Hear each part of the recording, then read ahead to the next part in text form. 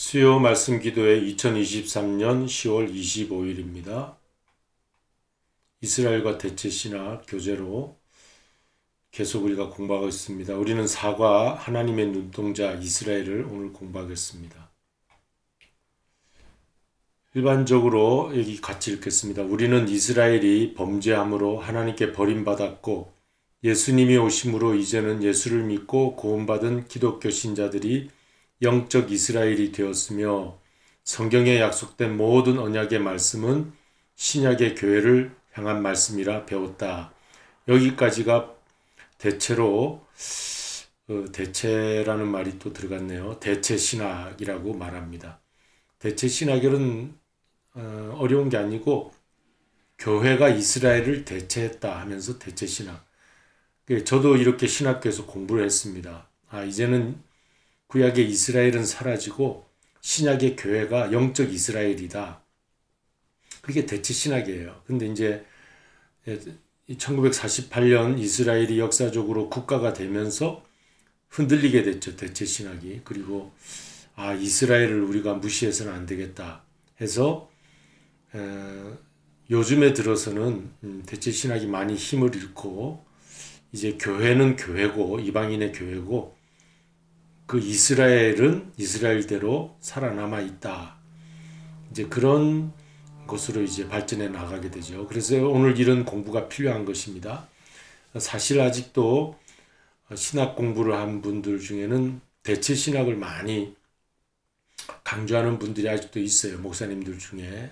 제가 이렇게 강의하는 것에 대해서도 불편해하는 목사님도 있을 수 있습니다. 그러나 이제 종말론을 깊이 연구해 보면서 또 역사적인 그 이스라엘을 우리가 살펴보면서 요즘 또 하마스와 이스라엘 싸움, 팔레스타인과 이 이스라엘 싸움을 보면서 이 세계 문제가 되잖아요. 이스라엘과 하마스의 저 중동 지역에서 그냥 일어나는 문제가 아니고 전 세계가 다 거기에 섞여 있어요. 미국도 또 러시아도 강대국들이 다 초미의 관심을 가지고 그걸 바라보고 있어요. 그러니까 이 세계 문제가 되는 겁니다. 대체할 수가 없어요. 그래서 그것을 이제 성경적으로 신학적으로 살펴보는 그런 공부를 우리가 지금 하고 있는 거예요. 자, 그런데 일반적으로는 우리 이렇게 교회가 이제는 이스라엘이다 이런 생각을 해왔어요. 마틴 루터 이후부터도. 그리고 이제 중세 그 교황청에서도 그런 얘기를 많이 했고 또 루터 자신도 그랬고요. 종교개혁자들도 교회가 이스라엘을 대체했다 이렇게 말해왔습니다. 근데 이제 20세기에 들어오면서 이스라엘이 건국하면서 교회는 교회고 저 이스라엘 땅에 있는 이스라엘 유대인은 또 유대인이다 하는 그런 새로운 신학이 생겼다는 것이죠. 자, 그래서 이런 질문이 생기는 겁니다. 그럼 현재 중동 지방에 존재하는 이스라엘이라는 국가는 어떻게 된 것인가? 그리고 그들은 더 이상 성경에 나오는 이스라엘이 아닌가? 또 유대인과 이스라엘이 끝난 존재라면 그렇게 생각해왔잖아요. 유대인과 이스라엘 끝난 존재라면 마지막 때에 있을 그들의 회복에 대한 예언은 어떻게 된 것인가. 성경을 깊이 살펴보면 예언서들마다 이 이스라엘이 다 회복된다는 예언이 다 있어요. 특별히 에스겔도 그렇고 그리고 이사야서, 에스겔, 다니엘서 또 그 스가랴서에서 이스라엘 회복에 대한 예언이 많이 기록되어 있죠. 자, 여기 스가랴서 한번 볼까요? 성경에는 하나님이 이스라엘을 어떻게 여기는지 함축적으로 표현하는데 이 스가랴서를 말합니다. 스가랴 2장 8절이에요. 같이 읽습니다. 시작. 만군의 여호와께서 이같이 말씀하시되 영광을 위하여 나는 너희를 노략한 여러 나라로 보내셨나니 너희를 범하는 자는 그의 눈동자를 범하는 것이라. 자, 이 내용을 잘 모르셔도 하나님께서 스가랴 2장 8절에서 하나님의 눈동자라고 분명히 이스라엘을 밝히셨다는 거예요. 이 스가랴 선지자가. 그래서 그 영어를 찾아보면 The Apple of God's Eye라고 되어 있어요. 제가 이거 눈동자 속에 사과가 이 그림이 그려져 있죠. 이렇게 하나님의 눈동자. 그래서 영어 하나 배울까요? The Apple of Eye. 눈동자라는 뜻입니다. The Apple of Eye. 애플이라는 말을 써요. 중요한 건 아니지만 이스라엘은 하나님의 눈동자다. 이게 오늘의 주제입니다. 자, 하나님은 이스라엘을 눈동자처럼 여기신다. 참 눈동자가 얼마나 귀한지 모르겠어요. 눈이 흐리면 모든 세상이 다 흐리고 눈이 밝으면 온 세상이 밝아요. 자, 이사야 49장 15절 17절 보면 하나님이 이스라엘을 버리지 아니하신다는 내용이 있습니다. 읽겠습니다. 시작. 여인이 어찌 그 젖먹는 자식을 잊겠으며 자기 태어서 난 아들을 긍휼히 여기지 않겠느냐. 그들은 혹시 잊을지라도 나는 너를 잊지 아니할 것이라. 내가 너를 내 손바닥에 새겼고 너의 성벽이 항상 내 앞에 있나니 내 자녀들은 빨리 걸으며 너를 헐며 너를 황폐하게 하던 자들은 너를 떠나가리라. 내 눈을 들어 사방을 보라. 그들이 다 모여 내게로 오느니라. 자, 이사야 49장에서도 하나님께서 새 일을 시작하시는데 일어나 빛을 발할 새 이스라엘을 세우신다는 그런 내용이죠. 자, 이것이 실제 이스라엘을 말하는, 하나님은 이스라엘을 절대 잊어버리지 아니하신다는, 구약 예언서에는 다 그런 내용이 있어요. 근데 이제 신약에 와서 또 2000년 교회 시대를 지나면서 이런 예언들이 딱 교회를 향해서 주신 예언이라 그렇게 대체 신학에서는 말을 해왔죠. 그런데 20세기 이후부터 대체 신학이 아니고 교회가 이스라엘 대체한 것이 아니라 이스라엘은 이스라엘 그대로다 하는 것으로 우리가 오늘 이런 공부를 하고 있는 것입니다.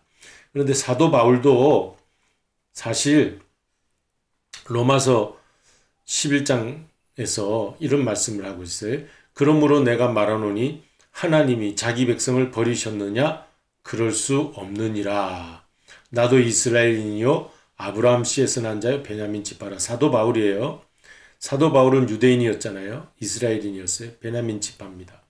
자, 그러니까 하나님이 자기 백성 버리셨느냐? 사도 바울은요, 자기 백성 유대인들을 버리지 아니했다고 분명히 로마서에서 말씀. 로마서 9장, 10장, 11장은 유대인에 대한 말씀이거든요.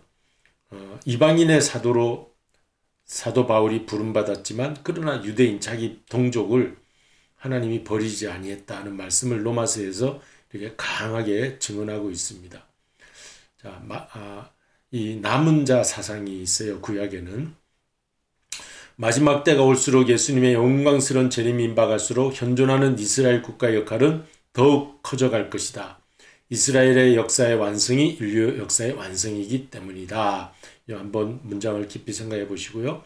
구약에서는 하나님이 항상 남은 자를 두셨어요. 그리고 이제 로마서 11장 내용의 주제가 이방인의 충만한 수가 들어올 때 이제 교회를 말하죠. 이방인의 충만한 수는 교회입니다. 교회가 온 세계에 얼마나 많이 퍼져 있습니까? 지금 기독교인 수가 25억이라고 하는데 이렇게 70억 인구 중에 25억이면 그렇게 많지는 않지만 3분의 1 정도 되지만 25억이라고 하는 아브라함의 후손들이 그렇게 많이 들어와 있어요.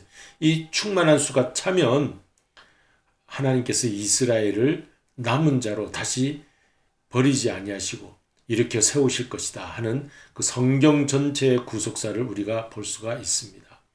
제가 그림을 한번 찾아봤는데 국기입니다. 자, 이제 마지막 때는 마태복음 여기 보면 24장 예수님의 그 종말장이죠. 마태복음 24장과 요한계시록 6장 거기에 7봉인을 떼기 시작할 때 등장하는 4마리의 말이 등장합니다.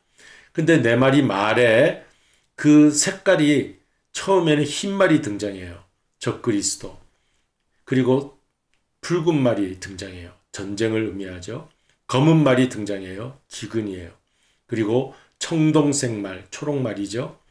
사망과 역병을 말합니다. 이게 마태복음 24장 예수님이 마지막 때는 이러한 일들이 있을 것이다. 적그리스도가 등장하고 전쟁의 소문, 기근, 그리고 사망과 역병이 이제 퍼지게 될 것이다. 그게 요한계시록 6장에서 똑같은 그 장면으로 7봉인을 뗄 때 이런 일들이 있다 하고 그랬습니다. 근데 지금 이스라엘과 하마스가 이제 싸우는 것을 통해서 우리가 보면 이 국기들이 아랍 진영에 있는 국기입니다. 아랍 리그라고 그랬죠. 그리고 미들 이스트 countries. 이 국기들 거의가 이제 흰색, 붉은색, 검은색, 초록색으로 되어 있어요. 이 팔레스타인 국기입니다. 그리고 이란 국기고요. 이건 요르단 국기입니다. 여기 별이 하나 있죠. 팔레스타인과 요르단은 거의 같이 붙어 있는데 요거 하나만 틀리고.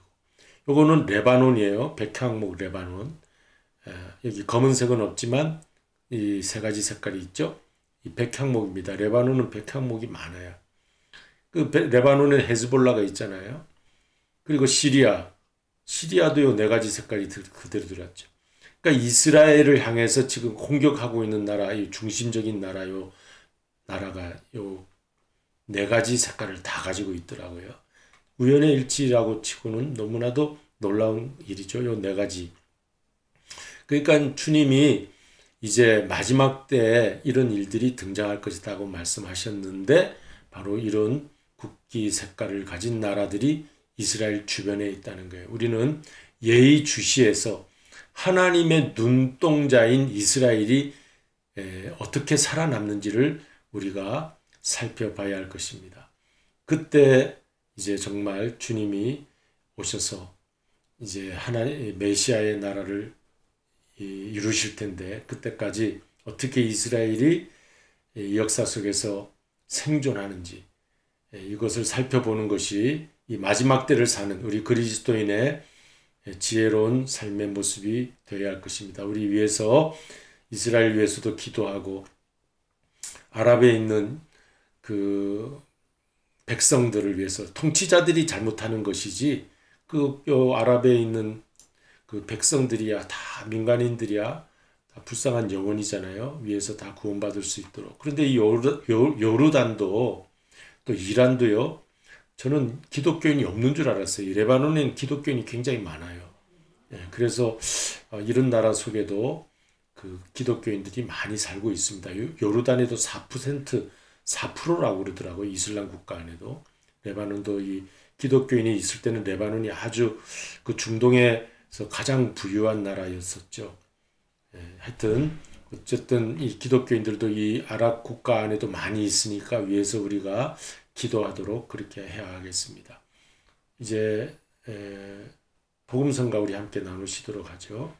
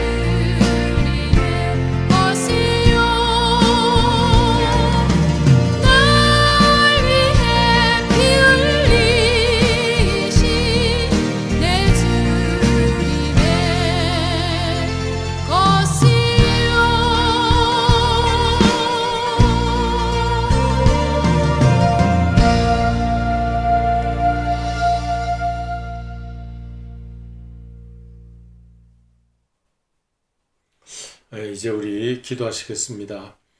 아버지 하나님, 이스라엘이 하나님의 눈동자인데 그 눈동자를 건드리는 자를 하나님께서 건드리신다고 했습니다.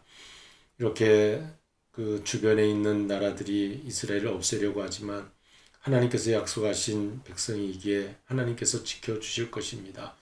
우리도 이러한 잘못된 역사관 속에서 하나님을 대적하는 자리에 있지 않게 하여 주시옵시고, 하나님께서 사랑하시는 백성들이 어떻게 생존하며 또 하나님의 메시아의 나라가 임하게 되는 그날에 어떤 역할을 하는지 우리가 잘 살펴볼 수 있게 하여 주시옵소서. 우리를 또 새 생명으로 구원해 주신 주님 감사를 드리오며 예수 그리스도의 이름으로 기도드리옵나이다. 아멘. 하늘에 계신 우리 아버지여, 이름이 거룩히 여김을 받으시오며 나라에 임하옵시며 뜻이 하늘에서 이루는 것 같이 땅에서도 이루어지이다. 오늘날 우리에게 일용할 양식을 주옵시고 우리가 우리에게 죄 지은 자를 사하여 준 것 같이 우리 죄를 사하여 주옵시며 우리를 시험에 들게 하지 마옵시고 다만 악에서 구하옵소서. 되게 나라와 권세와 영광이 아버지께 영원히 있사옵나이다. 아멘.